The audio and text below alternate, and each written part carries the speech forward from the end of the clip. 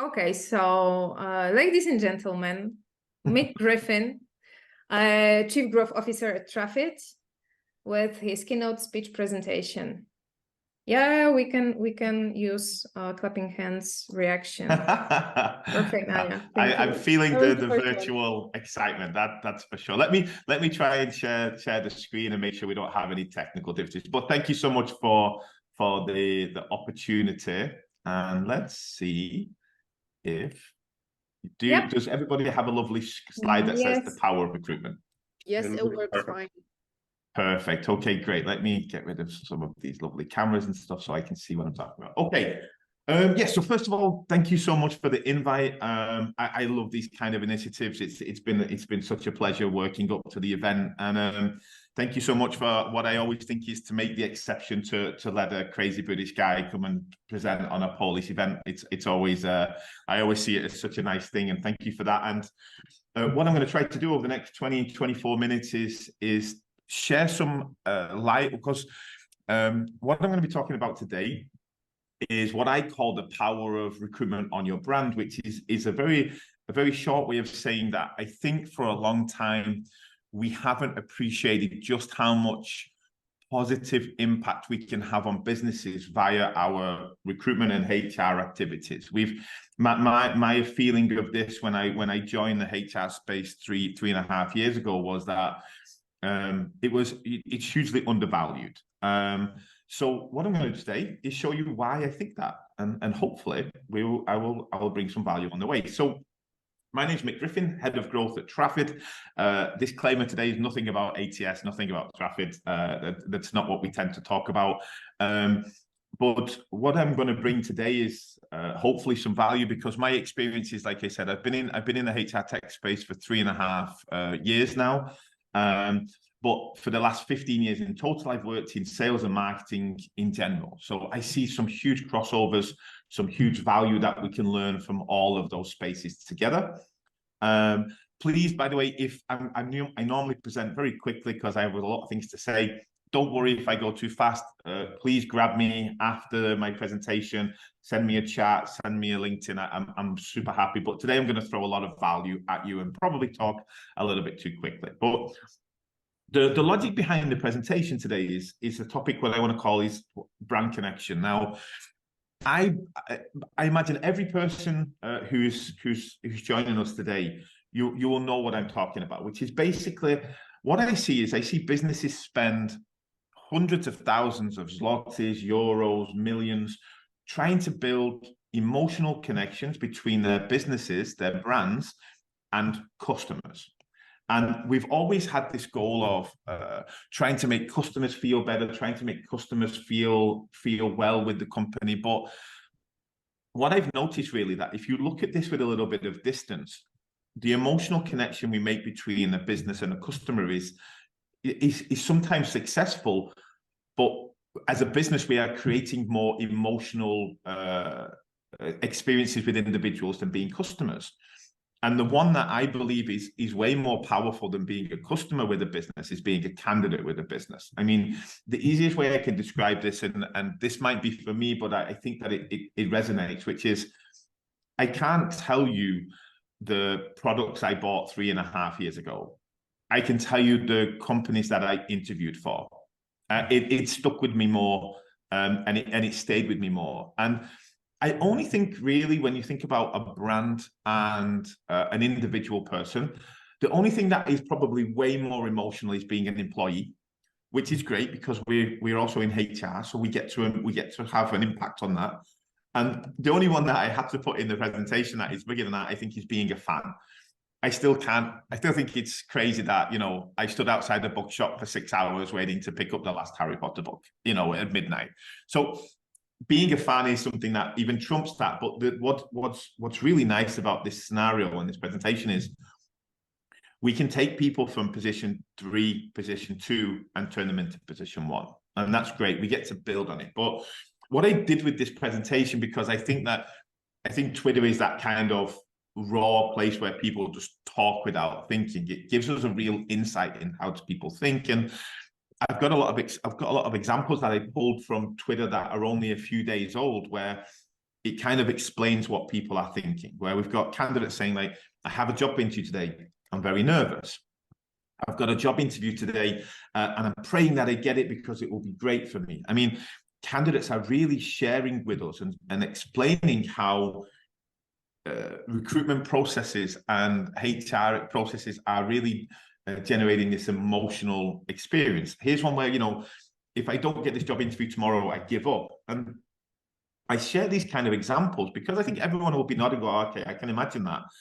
But how many times have I personally, maybe people in the meeting room as well, where we've gone into an interview going, this is interview number 6 of the day. Okay, we've got energy. We're going to give the candidate a good experience, but I've never really had to consider how emotionally on edge that specific candidate is or how the experience is from their side. So we have to keep this in mind as businesses, as how let's say, how accelerated the process is for candidates. Now, the other thing as well, I think we have a preconception sometimes that it's always negative, and it's not. Like I was so happy to find examples of people being excited about interviews and energetic. Like, hey, I've got a job interview coming up for a bookstore. I'm so close to becoming a bookseller. That's fantastic. We don't sometimes think that people have these emotions. And I got the call today. I got the job. Yeah. And again, the thing to drop in here is that we think, okay, well, of course, people are happy they got a job. But remember, this is a level of happiness that this person didn't just tell their partner, their friends, their family. They posted it on Twitter to the world. Like, and that's an amazing opportunity that we have. Yeah. So we can see it's really easy to believe this emotional connection between candidates and businesses. Now, we have to ask ourselves, so what will happen, or what happens when those experiences in recruitment, in employment are negative? Yeah. Now, what I see is, bringing my experience from sales and marketing and so on, is that we have a crystal ball into the future. We know how this is going to go because it's happening in other industries. It's happening in other experiences. Now, I said this a couple of weeks ago, and someone said to me, Mick, but you know, hotels and restaurants have always had to care what customers think. They've always done this. And the fundamental thing is that it's not true. I'll give you an example. In 2014, this lovely couple in the picture here, they went to a hotel in Blackpool in the UK, which I don't really recommend. It's not a very nice place. But fundamentally, they went to a hotel, they came home, they gave a 1-star review on TripAdvisor. 2 days later, their credit card bill comes and they have another £100 charge from the hotel.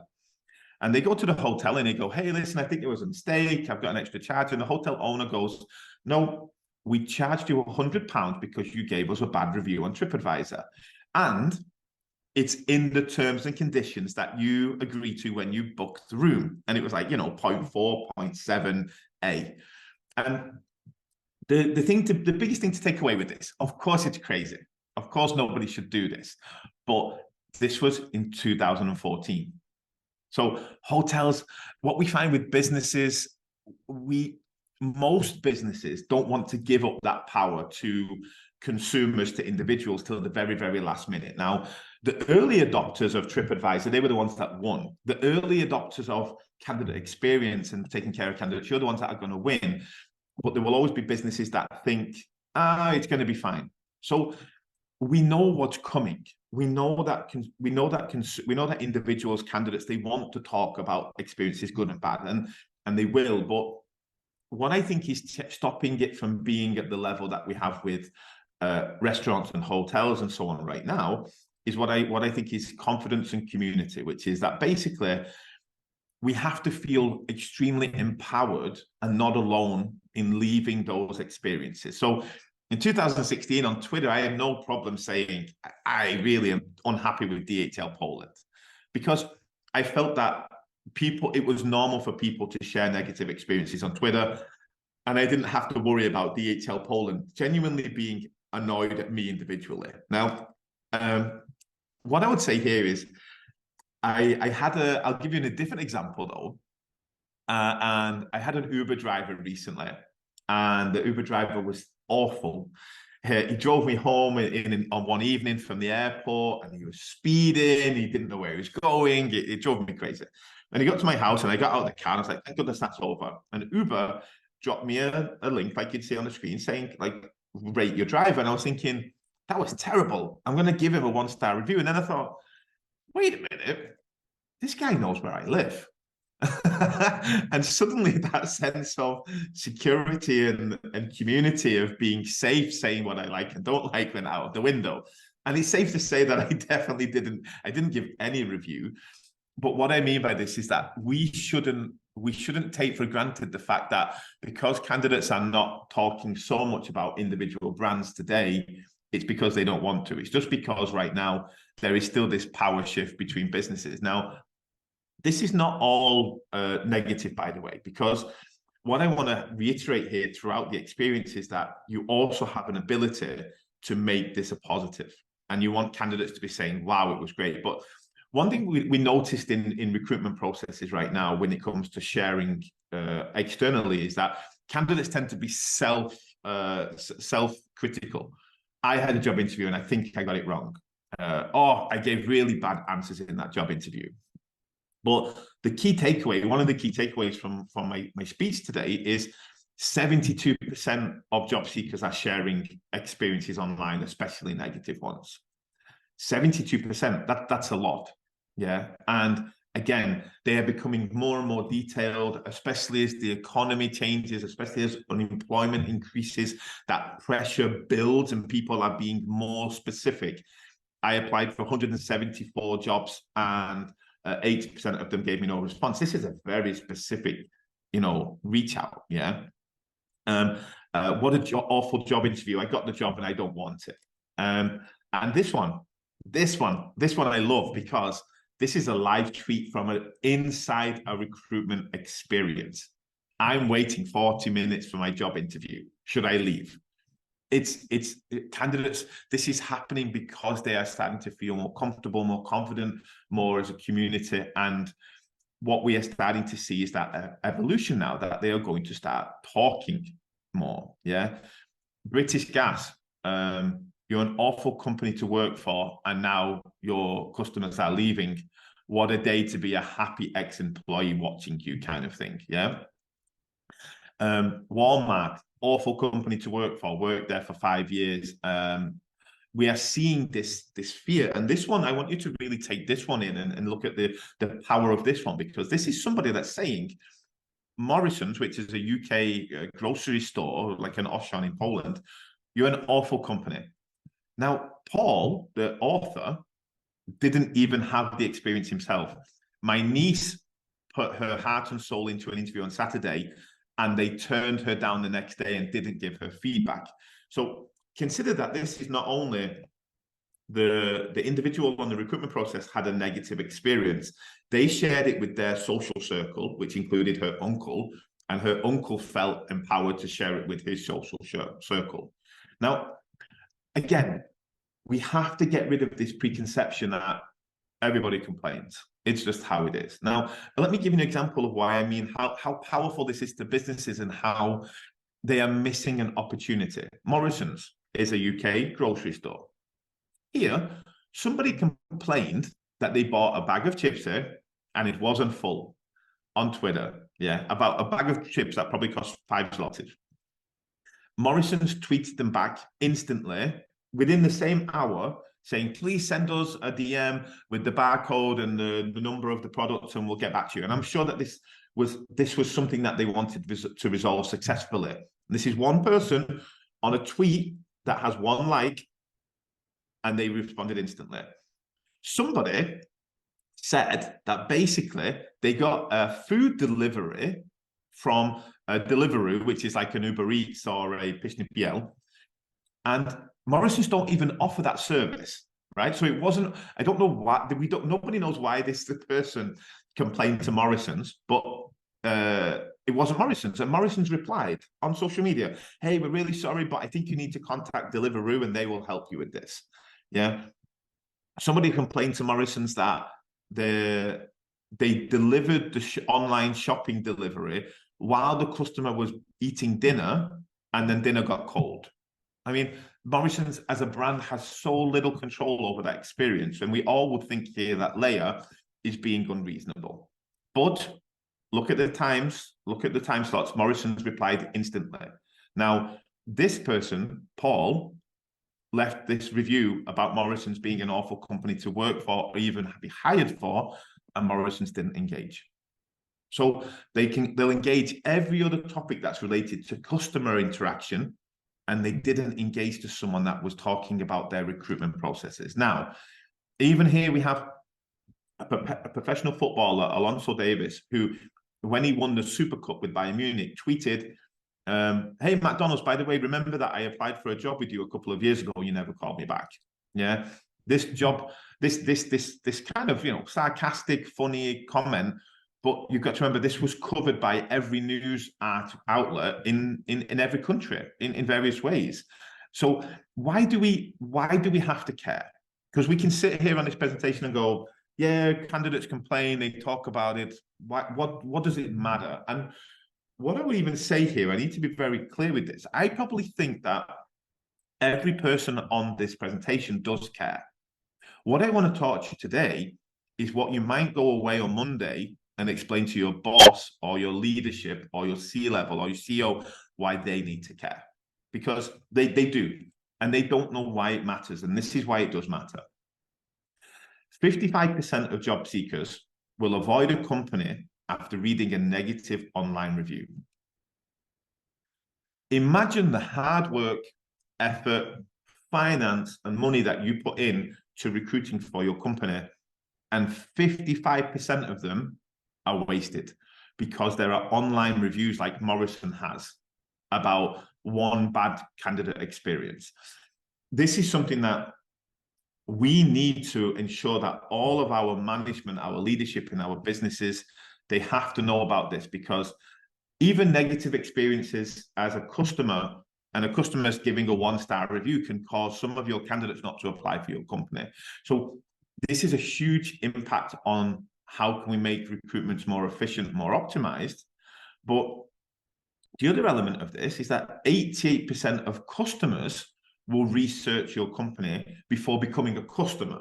So when you're CEO or when you're business, and I'm probably being a little bit harsh on CEOs, most of them are pretty cool, but when they say, hey, listen, it's recruitment, I don't have time for this right now, what you can say to them is that, by the way, if we don't invest enough time and effort into taking care of candidates in recruitment process, if you don't stop pushing me to be too fast, if you want to tell me that feedbacking doesn't matter, how would they feel if potentially they lose 88% of their customers because of a negative or lack of optimization or lack of caring in recruitment processes?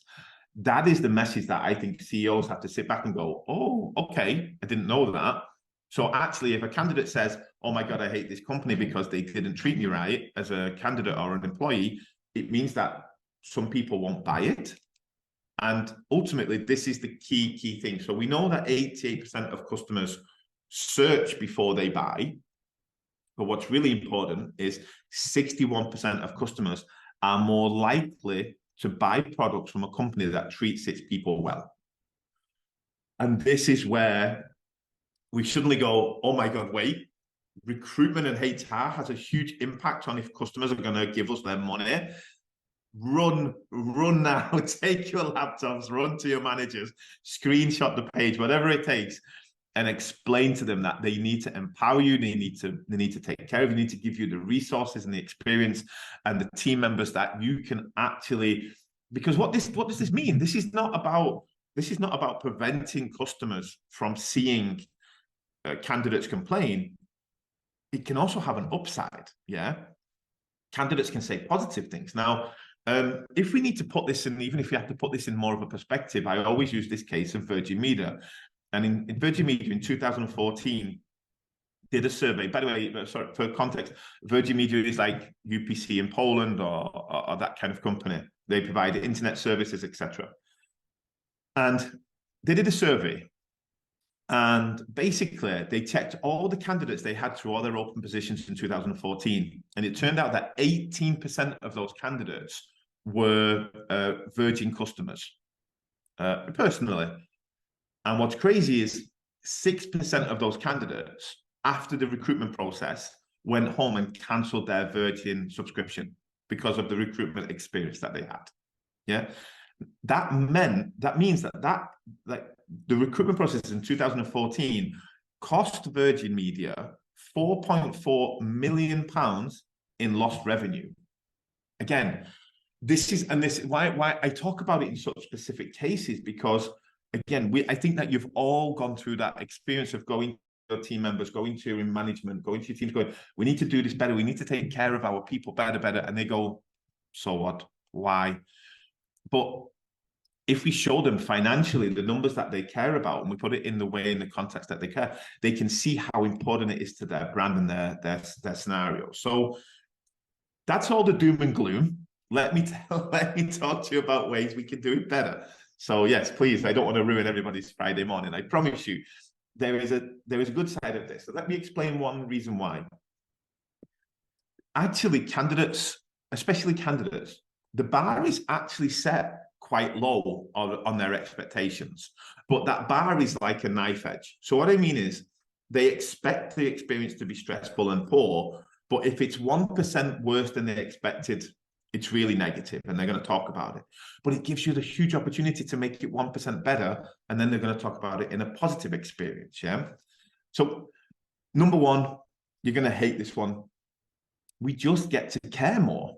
We just get to care more. I mean, this is, and again, the example I can give you here is that, look, somebody just literally wrote, I had a lovely job interview today for a high street store. And as a thank you for coming to the store, he gave me a £10 gift card. This person hasn't even found out if they got the job or not yet, but they are already online talking about the positive experience they had with that particular brand. And the fact of the matter is, yes, I understand that in certain scenarios, we cannot invest into every candidate financial money, but we also know that, for example, in this high street store, the actual cost to the company of this was probably more like £3 because of the margin, etc., that they make. So it's £10 value to the candidate, but it's certainly not a £10 cost. But fundamentally, this was a small gesture for a candidate, and they are talking about it to the world because it made them so excited. Yeah. What's the second thing we can do? Know who you want to hire. So I know that this is nothing new. You've probably all heard this. I know that Anika in my team always tells me that ideal candidate persona is not the terminology. There is different terminology in HR, but basically, who are you trying to hire? And again, I could go into each one of these topics for a long time, but I'm really, really sure I want to stay on target here with the timing, which is that basically, we laugh and joke about companies that have job titles that are called like customer success ninja. But what I say is that if you want to hire people that think ninja is a cool term for a job title and you like it, you can do it. You don't have to do what everybody wants to do. We have to make it about them. So I sort of call this beware of the wheat, which is every day you open your email inbox and you see messages like this in sales processes. Hi, Mick, I'm from such a company. I do this, this, and this. Now, what's happening is I noticed that this happens in recruitment as well. Now, LinkedIn is very cool because it even tries to force you to talk about the job first. And so many companies don't talk about the job first. They talk about themselves. So it's like, about the job. Okay, Contrix, we are this kind of company. We have people in 40 countries and 6 continents. That's not about the job. Our story. So even people are like from, Just Eat, about the job. We have 98 million active users. That's not about the job. Yeah, Get Response. I love this company, about the job, about us. They're totally switching it back. Get Response started in 1998 when Simon Grabowski had just $200 in his pocket. That's not why people want to join your company. We want to know about the job. We have to make it about them. Yeah. I'm going to speed through the last part here because I know I'm running up on time, but basically let's remember that also salary is not the only problem people want to solve in their lives. It's not only financial. The second most popular reason people change the job is because they have lack of progression, poor company culture, work-life balance, and boring daily routine. So what I say to HR people who I talk to about this is, if you don't pay number one salary, what of the other 5 things are you fantastic at? And then do you talk about it enough? Yeah. pitch your best stuff first. We've got too many job descriptions where we have things in the job description which is like looking very generic. Yeah, it looks very simple. Oh, what do we offer? A welcome pack.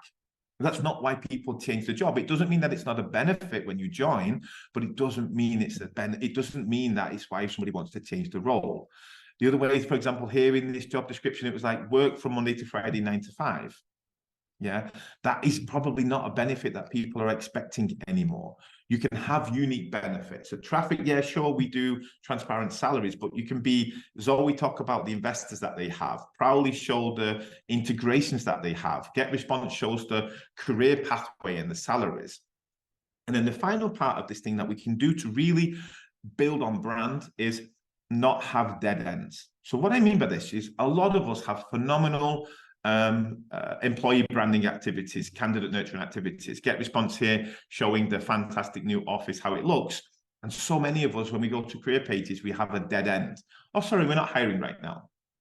So when you did a great job of attracting somebody who wants to work in your company, you didn't give them ability to show you that you did a good job.